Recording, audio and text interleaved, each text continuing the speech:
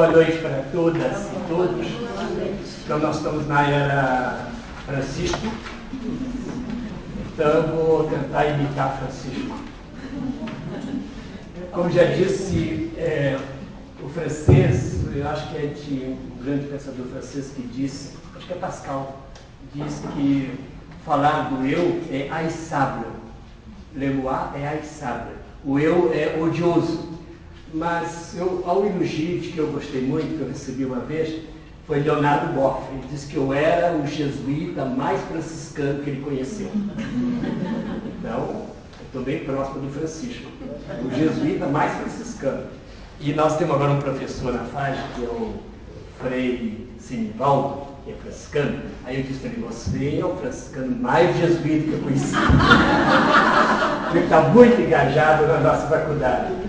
Então, nesse espírito franciscano, de muita simplicidade, e um exemplo também que eu citei hoje no nosso cafezinho lá, Dom Paulo me falou que uma vez, não ele, eu estava presente lá assistir, ele houve uma festa em Dom Paulo, aí ele combinou daqueles grandes juristas de São Paulo, sempre confundo, aqueles 2, 3 grandes juristas, e aí esse jurista disse o seguinte, quando nós falamos de um assunto que nós entendemos, aí vamos falar, por exemplo, de escatologia, eu uso os termos cisados, porque eu fui professor, mas quando a gente fala de um assunto que a gente não entende, né, então a gente fala com uma coragem enorme. Então eu vou falar de um assunto que vocês entendem mais do que eu, por isso eu vou falar com uma coragem enorme, que é a arte de amar. E amar, afinal de contas, é a experiência de todos nós. Nenhum é mais, quem sabe mais do que o outro.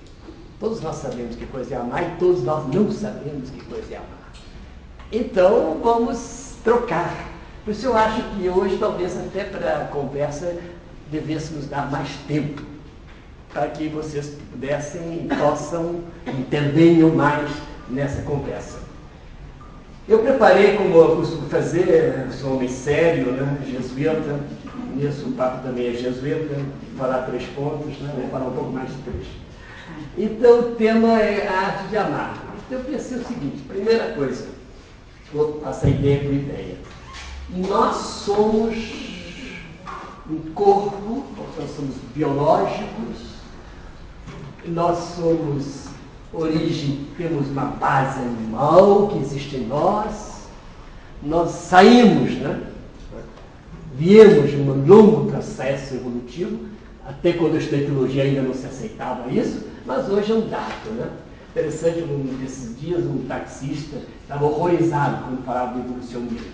Mas o argumento que ele me deu foi esse: imaginar que Jesus veio de um macaco, isso eu não posso nunca pensar nisso. Então Jesus veio de um macaco, né? Então nós temos uma origem animal. Então o nosso amor tem uma origem animal também. Por isso nós somos parte desse dado. E hoje a neurociência, da qual eu não entendo quase nada, né? Não dizer nada, ela estuda muito o que estuda o cérebro para ver o que o cérebro tem a ver com o amor. E hoje eles trabalham essa terceira camada do cérebro, o neopálio, o córtex, o neocórtex, aí deve haver alguma coisa naqueles neurônios, naquelas sinapses, com uma base biológica para o amor. Claro que nesse assunto não vou entrar. Eu sou ignorante, pai, mãe e parteira. Entende? Mas nós sabemos disso. Então, a maneira, por exemplo, se você tiver algum problema, um AVC, você pode tornar-se incapaz de falar, de mostrar carinho. Por quê? Porque afetou o cérebro. Né? Quando eu estudava a velha escolástica, então os professores diziam que a matéria é uma espécie de condição para o espírito trabalhar. Hoje nós vamos mais longe, não é só condição, é mais. Há uma relação muito profunda entre a nossa espiritualidade e a nossa materialidade. Então o amor tem um aspecto corporal fundamental. É bom colocar isso logo de início, ainda que eu não vou falar tanto disso, mas não posso ignorar. Portanto, esse lado é um lado de maneira nenhuma pode ser prescindido. Mas agora a grande pergunta é essa: como é que nós vamos superar essa pura materialidade? E aí que vem, há uma passagem muito bonita no Fenômeno Humano de Teilhard de Chardin, muito poética, né? quando ele fala que o processo evolutivo termina no pensamento, né? Ele compara com uma espécie de aurora. O céu fica vermelho. Então houve um momento que aquele animal que nos antecedeu, de repente, por toda aquela evolução, o desenvolver do céu, temperatura, clima, acontece isso na África, todos nós somos de origem africana, todos nós éramos negros, se somos brancos hoje porque desbotamos, né? Nós somos uns desbotados. Né? Então, esse momento surge o pensamento. O que quer dizer isso? É que a um dado momento nós somos capazes de ultrapassar, transcender esse momento biológico, dizer de onde eu vim, onde eu estou, para onde vou. Quando eu começo a fazer essas 3 perguntas, eu digo, aí existe já o Espírito. Para mim, o Espírito aparece essas 3 grandes perguntas. O cachorro não pergunta de onde ele veio, o cachorro não pergunta onde ele está, o cachorro não pergunta para onde ele vai. Nós somos um cachorro especial. Então, quando eu digo isso, quando nós perguntamos de onde nós viemos, de onde nós estamos, para onde nós vamos, aí aflorou uma espécie de consciência, de presença de si mesmo, a si mesmo, nós nos tornamos presentes a nós mesmos. Então, nesse momento, nós deixamos de ser totalmente animal e transcendemos. E buscamos uma espécie de nova harmonia. O animal tem uma harmonia. Agora, nós temos que construir uma outra harmonia diferente. E é aí que vai entrar o amor. E qual é a pergunta fundamental? Eu vou tentar arriscar uma pergunta que vocês podem depois discutir comigo. Para mim, a pergunta fundamental do ser humano é a seguinte. Nós percebemos que nós somos, de certa maneira, um momento de solidão e de separação. Eu não sou você, eu não sou você, eu não vou ser, eu sou eu. Portanto, a criança, ela tem uma vida simbiótica com a mãe, de repente ela começa a perceber que não é a mãe, de repente há uma separação. Olha bem, separação. Quando começa uma separação, gera imediatamente uma solidão. Porque eu sou eu e não sou outro. Eu não posso me apoiar totalmente na outra pessoa. Talvez o maior medo que eu tenha, e aí Fromm trabalha muito bem isso, né? Fromm, esse medo que eu tenho da minha própria liberdade. Da maneira que o livro famoso dele é Medo de Liberdade, Medo da Liberdade. É o medo que eu tenho de eu ser eu, não ser outro, de estar separado, ser diferente, ser distinto e ser impotente diante da natureza. Eu percebo eu vou tentar muitas maneiras de superar isso. Vou mostrar algumas, e para mim a única é o amor. Essa vai ser toda a tese da reflexão de hoje. Eu vou repetir logo a pergunta. A pergunta fundamental do ser humano é isso. Eu separado, eu solidão, eu incapaz diante de dominar a natureza, como eu vou resolver este problema? E parece que os seres humanos fizeram essa pergunta sempre. E só que deram muitas respostas. Talvez a primeira pergunta mais ilusória, mas é a mais fácil. E aí também eu me baseei em Erich Fromm. Ele disse, sei o que eu vou fazer.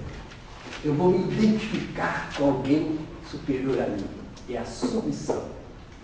Vou usar uma palavra um pouquinho não muito bonita, não muito digna, né? Mas eu digo, é aquele uma espécie de puxa-saco fundamental. Eu me identifico com outro, aí eu me apoio no outro. Pode ser pai, pode ser mãe, pode ser uma autoridade, pode ser um papa, pode ser um bispo, pode ser não sei o quê, pode ser superior. Quer dizer, eu renuncio a mim mesmo, aí sim, aí eu tenho uma segurança. O outro é a minha segurança. É a submissão. É a maneira mais fácil de resolver esse problema. Eu não estou mais separado. Por quê? Eu me identifico com alguém, e esse alguém, no fundo, sou eu. Então eu estou apoiado. Aí vem outro e diz, não. Outro também é Fromm, a reflexão dele, eu sou um Hitler. Eu tenho todo mundo sobre mim. Eu supero a distinção, a separação, a solidão pelo autoritarismo, pela dominação. É terrível isso. Os dominadores, no fundo, estão querendo superar a sua solidão, a sua separação, identificando-se com aquela pessoa, mas identificando de cima para baixo, com aquela pessoa que eles dominam. Então, esse jogo que trabalha Erich Fromm no seu livro A Arte esse Medo e Liberdade, com as duas respostas muito comuns na história da humanidade. Talvez ele, como alemão, tenha experimentado o nazismo de Hitler. Talvez Hitler seja o modelo para ele daquele homem que anulou os súditos. Logo depois da guerra, eu era garoto, adolescente, eu fiquei muito entusiasmado em começar a ler. Então eu lia um monte de diários daqueles políticos, Tiano, primeiro-ministro da Itália. E um dos diários que eu li, para ler mais, os generais dizem que diante de Hitler eles não tinham capacidade de dizer uma palavra, ficavam silenciosos. Eles conheciam muito mais estratégia militar que Hitler, mas diante de Hitler ficavam parados, porque o poder daquele homem era tão forte que eles perdiam, vamos dizer assim, essa separação, essa solidão, porque Hitler o ocupava. Outra experiência parecida de uma pessoa que já morreu, mas não vou citar o nome, também não seja tão elogioso essa reflexão, ainda posso falar porque era muito conhecido. Mas um colega meu, jesuíta, que está no céu, foi lá no céu com binóculo, pode saber disso. Esse jovem jesuíta, ele foi para Roma, foi estudar lá em Roma, e teve a felicidade de ter uma audiência com Pio XII. Para vocês nem sabem quem foi Pio XII. Pio XII foi um papa da Idade Média, entende? Ele morreu em 58, Idade Média, né? Diz que ele, quando chegou diante de Pio XII, ficou mudo. Quando viu aquele papa hierático, ele era alto, magro, uma autoridade tremenda. Ele entrava naquela sede gestatória, né? Abençoando todo mundo de cima. Já é bonito, uma pessoa de cima. Não é uma pessoa igual, é sempre de cima. Então, quando ele viu o papa, quis falar, não conseguiu falar. E era um homem culto, falava bem, falava 7 línguas, etc. Fazia palestra em todas as línguas. Mas diante do papa, não foi capaz de dizer uma palavra. Não sei se vocês já fizeram uma experiência dessa. De ficarem mudos, perplexos diante de um poder maior que vocês. Aí, o de cima anula o de baixo se anula. Aí você resolve o problema de solidão. Mas, porém, contudo, entretanto, todavia, sem embargo, não obstante, de uma maneira falsa. Outra solução também muito comum é o conformismo que está entrando muito na sociedade atual. Eu me conformo a uma situação, a uma cultura, a um modo de ser, de tal maneira que eu me perco, já não uma autoridade, não é uma submissão, mas eu me perco no mundo de modas, por exemplo, no mundo da maneira de falar. O conformismo também é uma maneira de eu superar essa ruptura, essa solidão, que eu sinto com todo mundo. É muito forte, por exemplo, nos pequenos clãs, talvez numa tribo. Hoje existe aqui em Belo Horizonte as tribos de jovens. Um dia eu vi um grupo de jovens, todos eles vestidos de preto, iguaizinhos. Ali há o quê? Há uma identidade, não há uma solidão. Eles anulam, porque todos vivem iguais, da mesma maneira, falam a mesma linguagem. Uma vez um jornalista no Rio, ele foi ouvir lá uma conversa de jovens ali na praia de Copacabana e disse: faz tempo que Copacabana já não se fala português. Porque não era capaz de entender o que aqueles jovens estavam falando. Apesar de parecer português, não era uma linguagem deles. Então esse conformismo, eu resolvo também meu problema da solidão e da separação. Eu me identifico com os outros, mas, porém, consigo também não é uma solução. Outro caminho também que pode encontrar, isso as religiões antigas encontraram, a gente entrar em celebrações, com respeito, né? Carismatismo católico pode chegar um pouquinho lá, com respeito, né? Entrar numa espécie de celebração orgiástica. Eu entro num entusiasmo, numa festa, numa bacanara, numa saturnal gigantesca, num carismatismo desbordante. Aí eu sinto bem, porque eu me perco lá dentro. Mas quando acaba, aquele momento. Volta a solidão, volta a separação. Daí a necessidade de se multiplicar esses momentos. É interessante perceber isso. Quanto mais eu necessito perder, superar a solidão e a minha separação em momentos de entusiasmo, mais necessidade eu tenho de repetir esses movimentos. Uma das coisas que eu faço, desculpa falar de autobiografia, é escrever uns artigos em Vagabundinho para um tempo.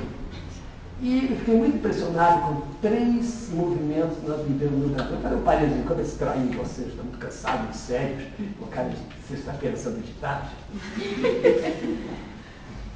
3 momentos que nós vivemos no Brasil que me chamaram a atenção, sobretudo agora em Belo Horizonte. Primeiro, aquelas mobilizações que nós vimos em junho, não é verdade? Depois, a JMJ, a Jornada Mundial de Juventude. E a vitória do Galo no Atlético. Não é questão de futebol, não. Só vou fazer uma reflexão teórica sobre isso. Aquela vitória do Galo foi muito sofrida, ganhando sempre na última hora, no último minuto, no último segundo, no último gol, etc. Foi fantástica aquela mobilização em Belo Horizonte. Não é uma vitória. Não foi a vitória. Nem que ganhou aquela Copa das Américas, não. É uma coisa mais profunda, eu acho. De tal maneira que eles repetiram, 2, 3 dias, depois já fizeram uma quinta-feira, pararam da outra na quinta-feira, e com mortes, houve mortes também. Então, o que é isso? A necessidade que eu tenho de movimentos orgiásticos para perder a solidão e a separação. Aí eu me sinto englobado, eu entro no meio da multidão. Nós temos 2 grandes celebrações no Brasil, o carnaval e o futebol, né? Sobretudo quando só que o futebol tem esse paradoxo. Quando você perde, aí é diferente. Né? É só no mês que vem. O carnaval não, o carnaval consegue.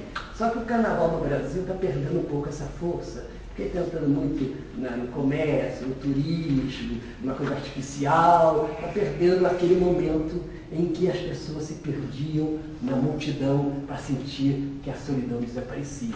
São soluções para o problema sobre o qual eu vou falar sobre o amor. Todas essas realidades, para mim, elas são substitutivas do amor. Mas, no fundo, é a mesma coisa que eu quero.